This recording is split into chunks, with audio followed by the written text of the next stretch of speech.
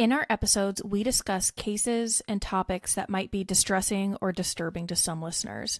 Listener discretion is advised. Janine Latus, welcome to the podcast. You are an award-winning journalist, domestic violence survivor, an advocate, and a New York Times bestselling author. How are you doing today? I'm doing fine, thank you. Yes, absolutely. I want to thank you so much for coming on. And your book, If I Am Missing or Dead, A Sister Story of Love, Murder, and Liberation, I read that book in like 2 days. It was phenomenal and tragic and eye-opening, but also very relatable. Um, I think that everyone who reads it, women and even men, could find an aspect of your book that they can relate to in some way. Can you talk a little bit about your book and the stories you share in it? Yeah, sure. And thank you for the compliment. I'm glad I'm sorry that any of it resonates with you, but I'm glad that it was an easy read. Yes. Um, yeah, it tells the story of two sisters who are raised in such a way that they fall for angry and controlling men. And one of them breaks free and thrives, but the other one is murdered by her live-in boyfriend. And I am the sister who survived. And I and the rest of my family had to go try to find my sister's body. Wow. And what has it's been a while since you published this book, is that correct? Correct. And what was the response like when you published it? New York Times bestseller, London Times bestseller, Toronto Globe and Mail, translated into Mandarin and Sri Lankan and Dutch and German, but also a lot of emails, people saying, I can see myself, Wow. or now I recognize what's going on. And my very, very, very favorite comment is always, my sister handed it to me, because she knows I'm in an abusive relationship and I couldn't hear her until I read this book, and now I see it.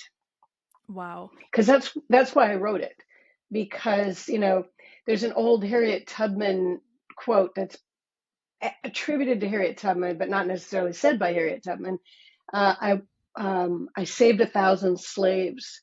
I would have saved 1,000 more if they had known they were slaves. Because when you're in the middle of an abusive relationship, it's really hard to see it for what it is. So I wrote the book so that people would see it for what it is. Absolutely. I think that's so common um, with individuals that have gone through this experience. Just a few weeks ago, I spoke with a woman named Leah who had been in an abusive relationship as a teenager. And she said if she had just understood what was healthy and what wasn't in relationship dynamics, that she would have, obviously understood earlier what was happening. She said it took a really long time, even after that relationship, for her to understand that what she was going through wasn't normal. Um, Now, at what point in your life, or when writing this book, did you come to understand that you weren't alone in those experiences that you were having? Um, I don't think I understood what was going on in my own life until Amy was killed. And then I started really, really looking into. Are you familiar with the Duluth Power and Control Wheel? A little bit. I can't remember the exact concepts of it, but So it's a pie, and it depicts the various forms of abuse, because so many people believe that abuse begins when somebody gets punched or slapped. But the truth is that it includes financial control and sexual control and cyber manipulation, excessive monitoring, jealousy, using the kids against you, using your position in society against you, until by the time you get hit, you've already been told you're stupid and you're fat and you're ugly and unlovable. Nobody else will ever want you. And then you get hit and you're like, well, I mean, I'm unlovable. And so, of course, I got hit. I mean, it's really a layering of controlling behaviors, usually before it becomes physical at all.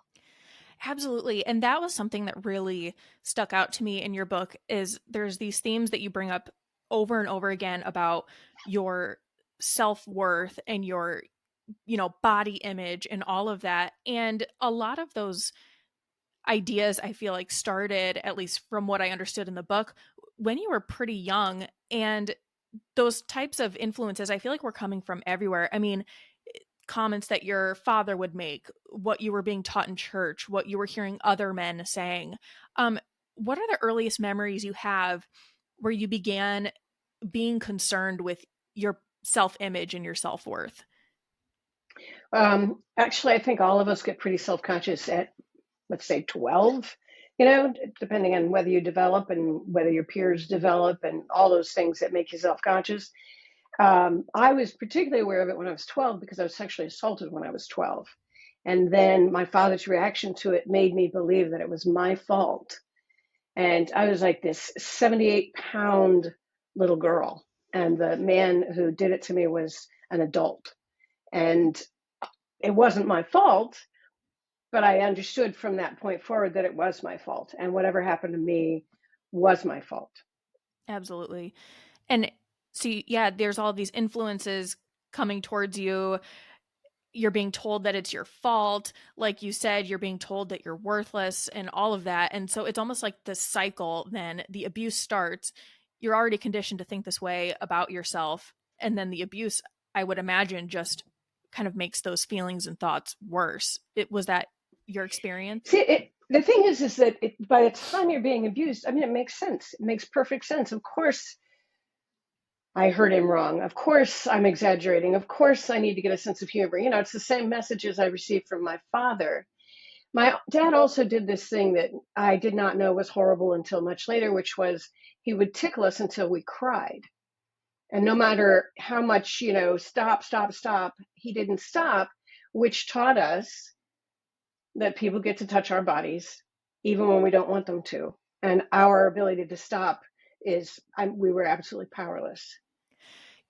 The relationship you talk about with your dad in the book is really interesting to me because on the one hand there's certain memories that you share, like him teaching you how to change a tire, that seem very typical dad, but then there's also these other behaviors that are pretty disturbing. Where do you think that came from with him? Like, why do you think he was that way?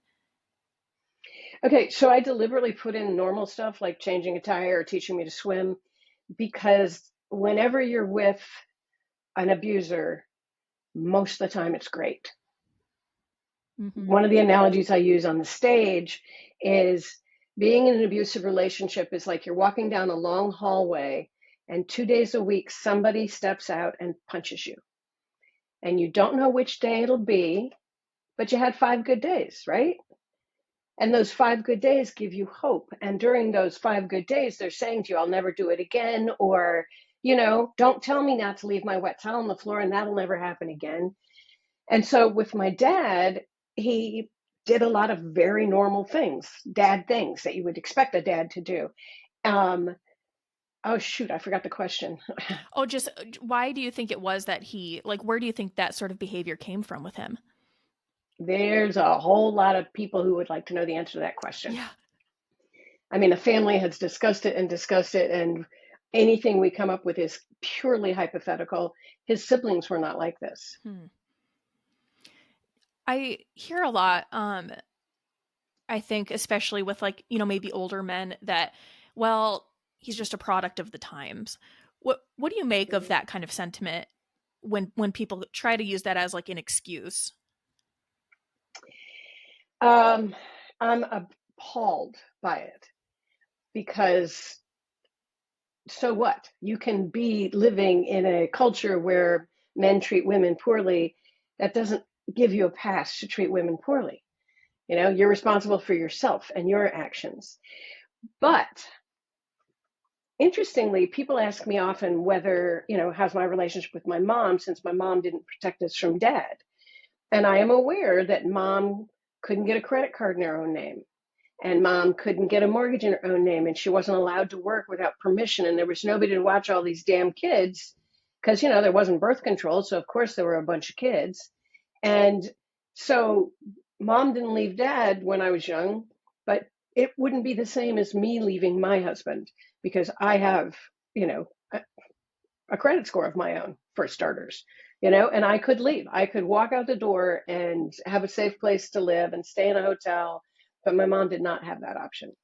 Absolutely. And that you also talked about some comments that your father had made, uh well, it was comments to you, but sort of like towards your mother, and there was like certain behaviors, I think, that kind of showed that their relationship probably was also not the healthiest. Is that Right. correct, my way of My thinking? mother talks about it often now, Hmm. about how awful it was. Yeah. And how did you growing up with seeing that dynamic between your parents, did that come up at all for you in your own relationships? Well, sure. Because when you're early in a relationship, right, you're telling your partner everything. And so if you tell your partner that you're self-conscious because your dad always made fun of you for being flat-chested, eventually your partner, if they're not a good person, is going to use it against you and say, I know it bothers you. I Mm, know it bothers you. I'm willing to love you even though you're flat-chested, but nobody else will. Like they will find the thing you're self-conscious about.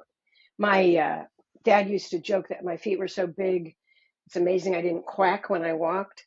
And so my ex-husband would sometimes quack just because he knew, he thought it was funny, but it was something that hurt me. And so it's not funny if it's something that hurts the person.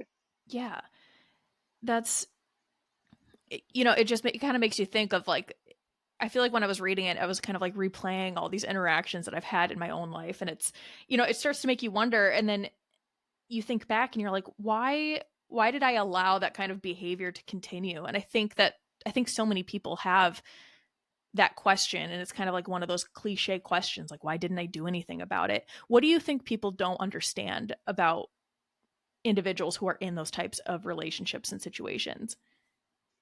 Subtlety, Hmm. subtlety. So people talk about red flags, and I do not talk about red flags. Like you see red flags. These are much more subtle than that. Hmm. They're the correction, you know, your jokes aren't funny, so you learn not to tell jokes out in public, or, you know, just something as simple as you're not going to go out with me dressed like that. Well, that leaves a scar on me because now I feel like I'm being judged by the one person who's supposed to accept me, and that their desire for me to look a certain way is more important than my desire to be comfortable and look the other way. My husband used to say to me when I would like wear jeans and a sweatshirt, if you don't want to have sex, you should just say so. So that'll train you. That'll train you to not wear what I should have said to him was, you're lost. I'm comfortable right now. If I don't get to have sex unless I'm wearing stilettos, so I have to be uncomfortable in order to have sex, then that's not the deal. That's not a fair deal at all. Yeah, absolutely. And I think you're so right on that, is like the red flags, we always are talking about these red flags and looking out for these red flags. And it's like, oh, if he's, punching holes in walls and doing stuff like that and is like easily angered. And it's like, okay, yeah, yeah, yeah. But a lot of the behaviors in the early days of the relationships you talked about in your book, yeah, they were so much more subtle and things that you just wouldn't really be able to identify because it doesn't fit those regular red flags that we're always taught about. Um, Now, in your book, Well, yeah, go I'll ahead. tell you another one though, Mhm. is jealousy. Mm. Okay, we in our culture have movies and songs about jealousy that are so romantic. It's so romantic. They're jealous, or they ask you out and you say no, and they ask you out and you say no, and they keep asking till you realize you meant yes all along. Mhm. Think about all the movie plots that are that one. Yep.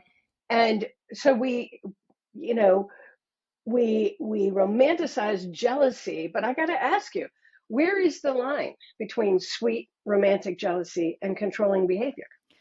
Absolutely. And there are so many movies where it's like, "Oh, well, she's playing hard to get." It's like, is she playing hard to get, or does she just not want to talk to you? You know what I mean? Right. And Right. it's Has she been very clear what she wants? Yes, she yeah. has. And about jealousy, that Leah that I had spoke with a couple weeks ago, she talked about jealousy a lot in her relationship, and where now she views it where it's like jealousy can be like a normal thing, but it's not something that you need to change in order to fix it for them. You know what I mean? Like, Exactly. yeah, like I could, maybe feel jealousy about someone, but that's like my issue. It's like something I need to work on. And like, why am I jealous about that? It's probably something to do more with like an insecurity on my part. So I do think that's an area where we need to improve in our society, and kind of how we talk about domestic violence are those subtle behaviors and things like jealousy and healthy relationship dynamics where, stuff like jealousy might come up in a relationship, but it's like, how do you work through that? And how do you identify? Because, like you said, it's a very kind of unclear line where is it normal jealousy or is it very controlling? So I think that's something really important. And I don't know how to talk to, young people about that. It's really difficult. Well, I like what you said, the idea that, your jealousy is not my problem. Right. I'm not, having sex with this individual over here. End of conversation. Mm-hmm. I am happy to come home and reassure the hell out of you if that would make us both happy, but I'm not going to not be friends with that person. You know, when I'm on stage, I'll talk about how my husband was so scared of losing me, just terrified of losing me. And so every time I would talk to a man, he would say, well, the only reason they want to talk to you is because they want to have sex with you. And therefore, I learned not to talk to other men. But then your girlfriends, they're a bunch of man haters. Mm, And family, we're family now. Because abusers isolate. They make your life smaller and smaller and smaller. And you know this, but your partner is supposed to help you blossom like into the biggest version of yourself. mm-hmm. What are your wants? What are your dreams? How can I help you get there? They're not supposed to make you like hide behind the radiator when you hear the garage door open. Right. Right. Like being in a relationship and you feel like you're constantly walking on eggshells, like, okay, like I gotta worry about the way I phrase something because I don't want to upset them. It's like, okay, I feel like that's another kind of subtle, red flag that we don't talk about enough. It's almost something that is somewhat normalized, I think, in relationships, but you shouldn't feel that way, around someone you're with if it's like in a healthy relationship. Um, Right, right. And if you're wondering which version is coming through the door, mm-hmm, the garage door opened. Is it going to be the one who adores me and says, wow, that dinner smells wonderful and, hugs me on the way by? Or is it going to be the one who puts a fist through the drywall? right. And if you don't know, then you're amped up. Your cortisol system is amped up and you're anxious all the time. But you also know that if you just do it right this time, then nothing bad will happen. Mm-hmm. Do you know what intermittent reinforcement is? I don't. It's there's rat research, and if the rat presses the little bar and every time they press it they get a pellet, they get bored and stop pressing it. And if they press it and they never get a pellet, then they give up and quit trying.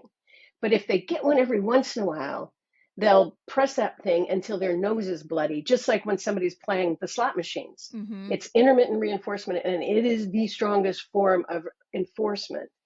And so if you are afraid that one of these days he's going to miss putting his fist to the wall and put it through your face instead, you are going to behave.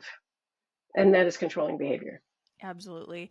And I feel like with a lot of these types of relationships too, you follow what you know that they want you to do, but then at some point the goalpost keeps moving and it's like they're kind of changing what they want from you. And so it's almost like you can never win in a lot of these scenarios.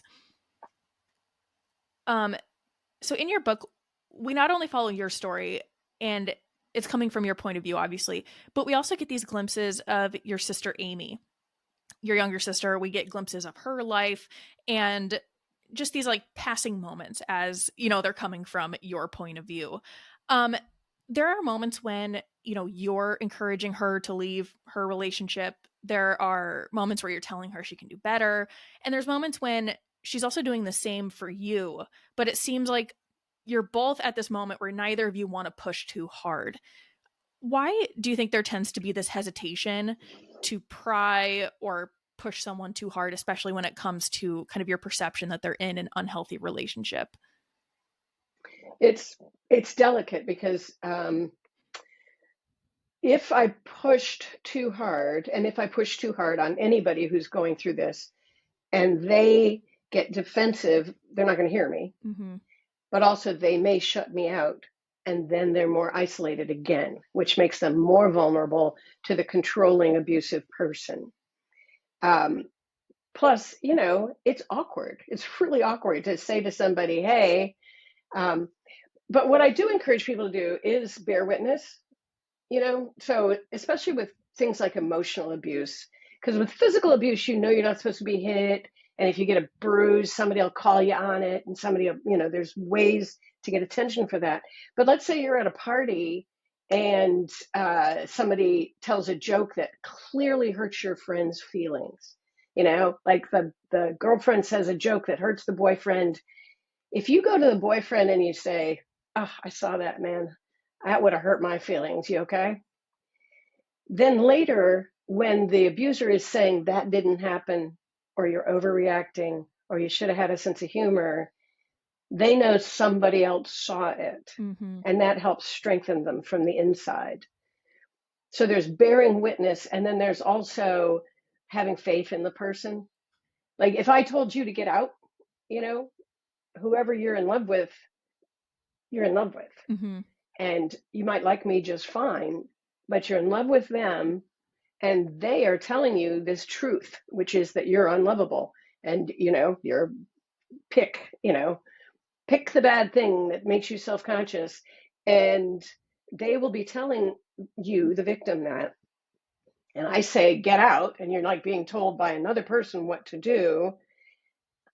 Instead, I encourage people to empower, to say, I know, Becca, that you have the wisdom to do what's right for yourself and for your children. I know that you have the strength to do this, and I am right here by your side as you're doing it. And here are some resources, including the Duluth Power and Control Wheel, and I'm here. And if you stay, I'm here. And if you leave, I'm here. Mhm. Because you do not want to participate in isolation. And the Duluth Power and Control Wheel, I really like to have people print it out on paper and then hand them a highlighter. Because when you see all that yellow ink on the page, you can't lie to yourself anymore. Mhm. I just a couple weeks ago was I talked with a woman, Dr. Jacqueline Campbell. She's a researcher in domestic violence, and she was actually one of the original contributors to the Violence Against Women Act. And through her research, she developed something called the danger assessment tool. And I had never heard of it before. I don't know if you've heard of it.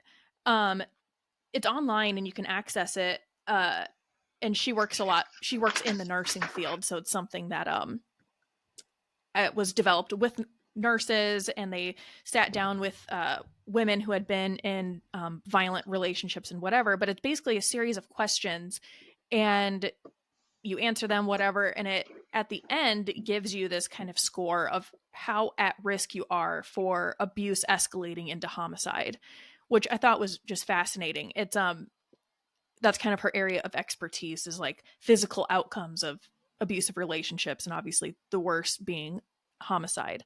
Um, and I thought that was really interesting. And she had kind of talked about how um, a lot of the times when someone's in a relationship like that, they can't quite see how things are escalating, and they can't quite like see it for themselves. And so not only is there this questionnaire, and they took a lot of care to frame the questions in a way that the words weren't like, does your partner strangle you? It was like, she was like, well, women aren't going to say that they are being strangled. They might, phrase it more as like, well, he will occasionally choke me, even though, the word choke isn't, it's not really what's happening, and stuff like that. So they took a lot of care to do that. But then they also developed this calendar where it's like, okay, try to think back to all the days where something happened. And so you can see for yourself, it's like, you might think in your head, oh, this actually, it's not that often. But then if you see it on a calendar, you're like, okay, actually, this is happening a lot more.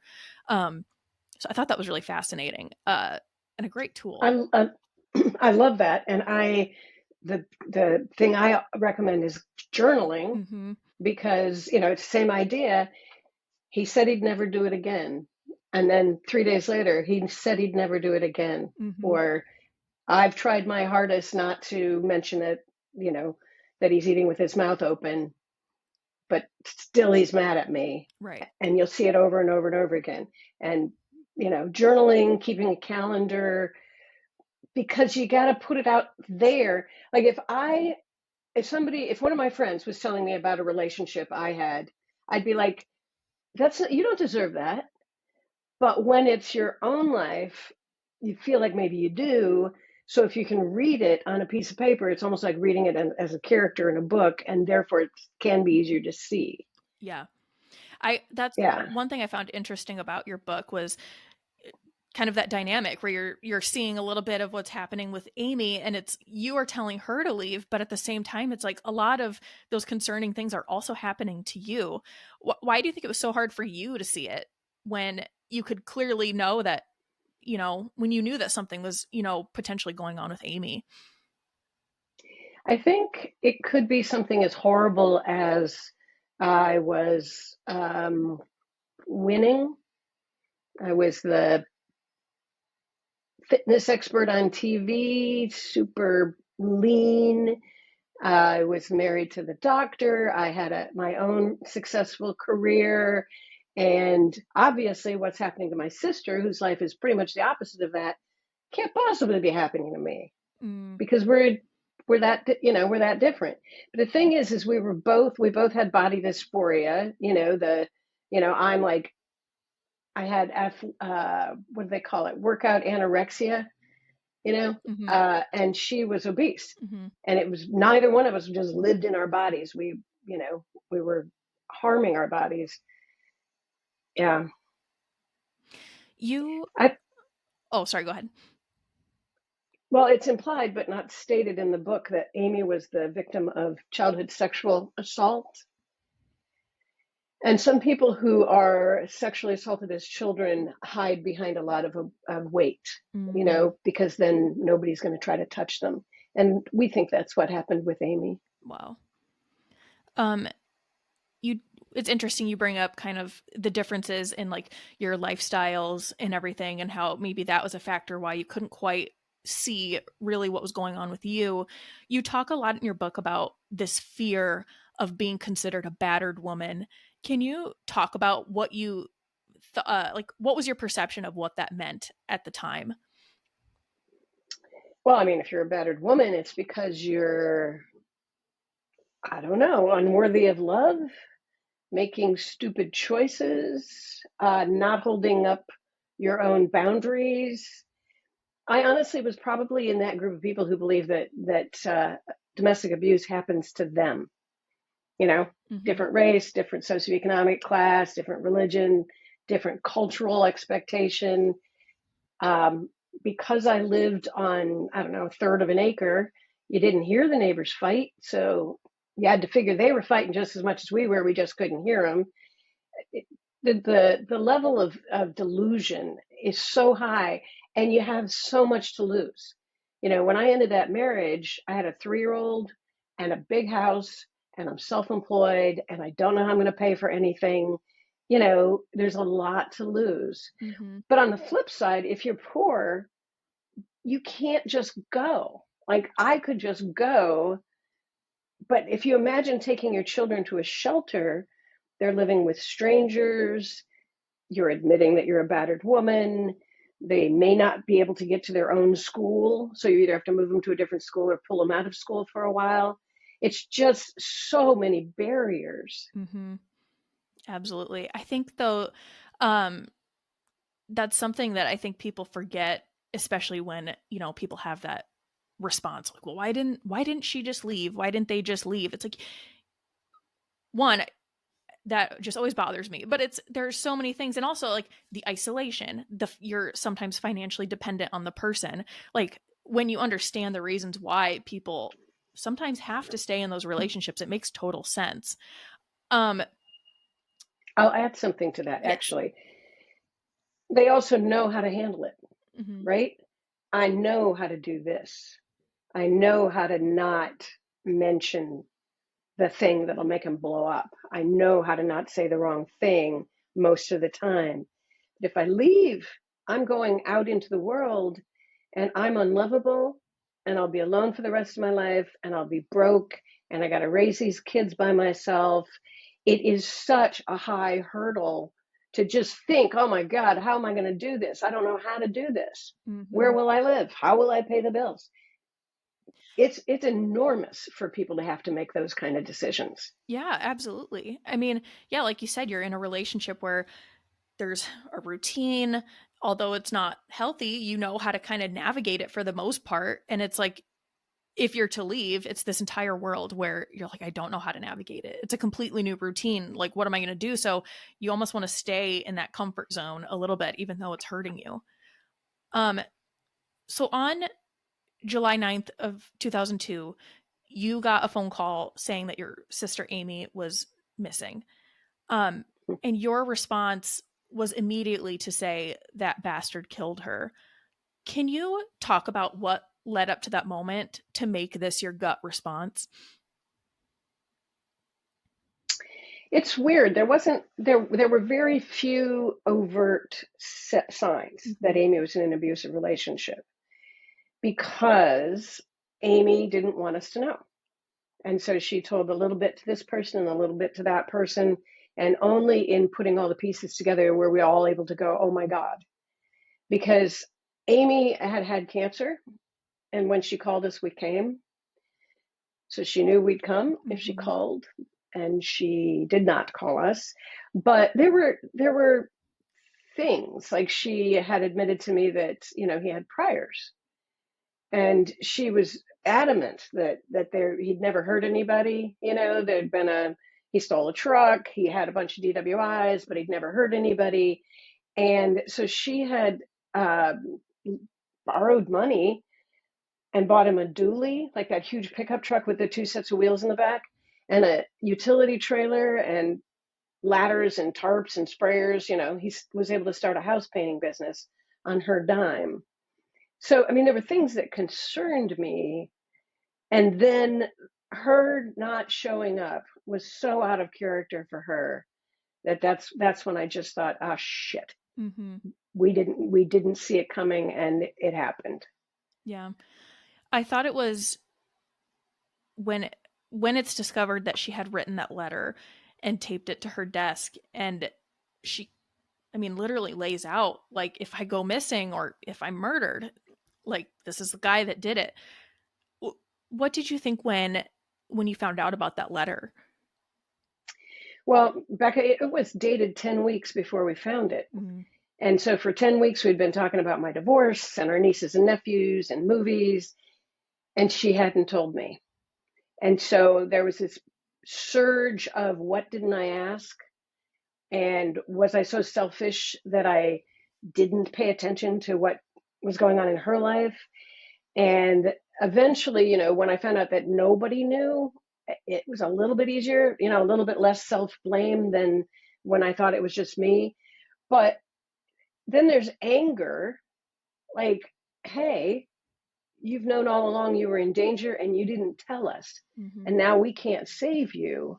I mean, it was a combination of guilt and anger and loss. And that's a very painful combination. Yeah, I can imagine. I just get teary eyed thinking about it. That point in the book is just, it's so devastating because you just wonder how many other people are in these situations where they feel like they, well, it's like, I don't even know if they feel like they can't reach out to someone, but they're just unwilling to. I don't know. It's just so, I don't know. It's just so hard to think about.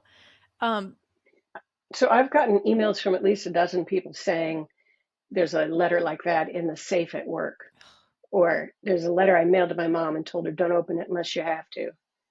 And so that there are people out there who are aware that they're in a dangerous situation and they're trying to warn the world, but they're not ready to get out. yeah, I think that's also one of the reasons it's so important to tell these types of stories. I know for a while it was something that was considered taboo, like you didn't talk about this kind of stuff. Um I mean, when we're looking at like the fight to end domestic violence, or however you want to phrase it, where do you think we've made the most progress? I think talking. Mhm. In fact, I when I'm giving speeches, I wear a T-shirt that says "We need to talk," Yeah. because the idea that what happens in the home stays in the home got my sister killed. Mhm. But also, just the more we talk about it, the more people will understand that you get to say no when somebody wants to touch you, and that you can set a boundary around no, your jealousy is not my problem. I get to be friends with whomever I'm friends with, regardless of whether it scares you. Mhm. And I'm happy to have a conversation to reassure you, but I'm not going to not be friends with my friends. Yeah. I allowed my life to get super small. Like I was only going to the gym and coaching little league, but I wasn't. And every time I got a professional success, my husband, can I cuss on this? Yes. Go for it. Yeah, I would get something would happen. Like I would get a story on NPR, and my husband would say, "That's because he wants to fuck you," and it would be any accomplishment. That's because he wants to fuck you. And that's really degrading. It buys into my dad's idea that the only thing females are worth, anything for is sex, and you've got to withhold sex because it's the only thing you have of value and it's precious, and you got to keep it for your so your husband can own it. And you know, so so him saying they only want to fuck you both degraded my skill set because I was accomplishing things at a high level, and yet I'm being told that's because I've got breasts, I guess. You know, And it was degrading. yeah, and you almost think that's just like another tactic to try to like isolate you, because you wonder if, whether his intent or subconsciously he was like, okay, if I can just try to make her feel worthless in her professional accomplishments, maybe she'll tone it down a little bit, step back, and then that's just more control that they have over you. That's, Yep. oh gosh. Years after my divorce, Mhm. I was offered a job at two different universities simultaneously. And one of the universities was a higher quality college and would have had higher quality incoming students. And that job offer, there'd been a man on campus who showed me around, and he was really excited. And he's like, "You can start a new journalism program." And he's all pumped up and he's dragging me around campus and he's really excited. And the other one hired me sight unseen. And I went with the sight unseen because obviously they weren't offering it just because they wanted to fuck me. That stuff sticks in your brain a long time. And, you know, I can tell you that having your nose broken or your ribs broken hurts, but you heal. Mhm. But being told that the only reason you're achieving is because somebody wants to have sex with you, that it takes forever to get rid of that. One of the things I always want to look at is, interventions or prevention. And I feel like a lot of the work in domestic violence prevention, I feel like, is put on women. Or at least we've been the ones, shepherding that journey and bringing awareness to it and whatever. What do you think men can do to, I don't know, hold other men accountable? And, and I don't want to minimize the fact that men can also be in abusive relationships, but when we're looking at abuse towards women, which is perpetrated mostly by men, uh, what do you think men need to do or change, or whatever, to kind of help with this fight against violence? Well, and also, aside from women shepherding it, it's women who take the crappy paying jobs at shelters Mm-hmm. and carry other women through this Yep. forever. You know, um, I think that, when I work with athletic teams at the college level, one of the things that I'm trying to train the young men to do is like, dude, that's not cool. Mm-hmm. Dude, you're making men look bad. You need to knock it off. Or you're not going to treat somebody like that in front of me. That ain't happening. So that they normalize healthy behaviors. If somebody, this is kind of off tangent, but if somebody makes a gay joke and you laugh at it, Mm-hmm. then I know I can't come to you and tell you I'm gay. Right. And you reinforcing the idea that being gay is something that's worth joking about. Likewise, when men do something shitty to a woman and their buddies are like, well, I can't say anything because that would be awkward, then they're letting it happen, and therefore they make it seem like it's normal behavior. Mm-hmm. And so I try to give audience members words that they can use because that conversation is awkward, right? But it lasts like, 10 minutes. Yeah. Wishing you'd had that conversation, that lasts the rest of your life. Mm-hmm. If, yeah. So, men have to hold other men to high standards. I think that's such a good point. And I read a lot about, if someone makes, a homophobic or transphobic joke or, is some other joke that's, clearly not a joke, to just kind of call them out and be like, can you explain, like, what's funny about that? Like, can you explain your joke? And then having them Mhm. dig a little deeper and you're like, okay, like, yeah, that's not funny at all, actually. And I think that's, I don't know. I think it's great Yeah. because it's in that line of, okay, I didn't get why that was funny. Help me out. And then they're like, "Oh, I mean, it's funny because, he has sex with guys." Okay. And how's that funny? Yeah. Right. Because eventually they have to either out loud or in their own head get to the point where they're like, oh, okay. Like, at least you hope Yeah. that they come to that realization where, I don't know. And you wonder, I feel like a lot of people that make those jokes are, they know what they're saying is harmful, but, uh, well, I don't want Well, to go ahead. I also suggest people swap in, say, race. Yeah. Would you, because we know better Mm-hmm. now than to degrade one race by making jokes about it. So swap that in. If it doesn't fly for Black people, then it doesn't fly for gay people. Right.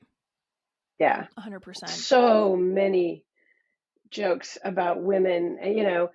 For example, the idea that she slept her way to the top. Mm-hmm. No, no, no, no, no, no. The boss required her to give them a blowjob as part of her ability to keep her job.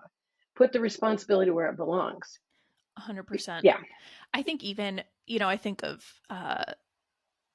the presidential election and just some of the horrible things and like memes and things online about Kamala Harris and it all very sexual, trying to degrade her sexually. You would never see that kind of meme or information, being put out towards a male candidate.